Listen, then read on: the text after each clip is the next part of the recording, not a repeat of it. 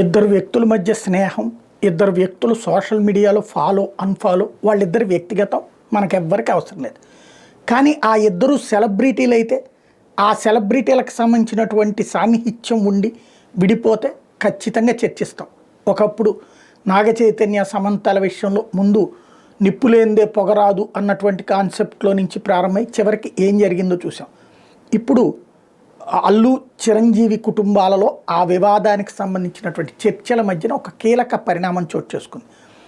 అల్లు అర్జున్ మీదన పవన్ ఫ్యాన్స్ లేదా mega fans తీవ్ర ఆగ్రహం ప్రారంభమైనటువంటి సందర్భం. అప్పట్లో ఏదైతే పదే పదే పవన్ కళ్యాణ్ గురించి నినాదాలు చేస్తుంటే తను మాట్లాడటం, నేను పవన్ కళ్యాణ్ అభిమానినే అని చెప్తూ మీరు అసలు సినిమా ఫంక్షన్ని జరగనివ్వట్లేదు, ఇట్లయితే నేను ఇకపైన మాట్లాడను అని చెప్పినప్పుడు ప్రారంభమైన కోపం.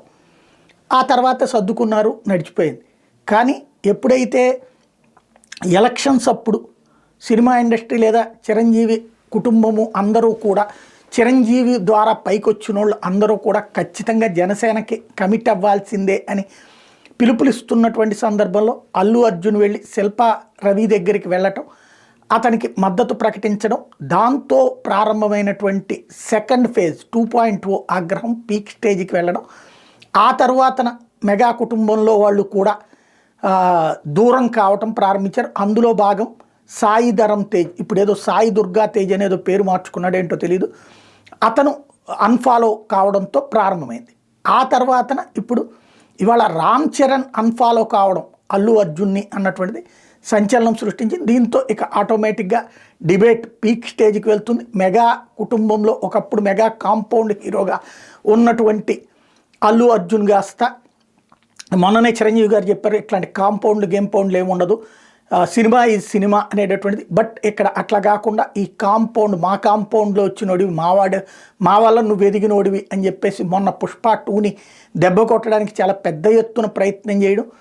అందుకు అటు అల్లు అర్జున్కి ఫ్యాన్స్ ఉన్నారు, వాళ్ళు రివర్స్లో ట్రోల్ చేయటం. ఫైనల్గా వచ్చేటప్పటికి ఆ సినిమా సూపర్ హిట్ అయ్యి అద్భుతంగా అవడం. ఆ తర్వాత గేమ్ చేంజర్కి సంబంధించి ఇటు అల్లు అర్జున్ అభిమానులతో పాటుగా వైఎస్ఆర్ కాంగ్రెస్ పార్టీ అభిమానులు కూడా సోషల్ మీడియాలో జట్టు కట్టి నెగిటివ్ క్యాంపెయిన్ చేస్తేనే గేమ్ చేంజర్ పోయింది తప్ప మామూలుగా అయితే గేమ్ చేంజర్ అద్భుతమైనటువంటి చిత్రం అంటూ మెగా ఫ్యాన్స్ ఫీల్ కావటం, వీటన్నిటి మధ్యన జరిగిన పరిణామం. ఇప్పుడు చివరికి హీరోలని కూడా అభిమానులు శాసిస్తున్నారా, లేదా హీరోలలోనే ఆ ఫీలింగ్ ఉంటే అభిమానులు అది ఆచరణలో పెట్టారా అన్నది ఇక విత్తు ముందా చెట్టు ముందా గుడ్డు ముందా కోడి ముందా అన్నటువంటి చందంగా చర్చించుకోవాల్సిన అంశం.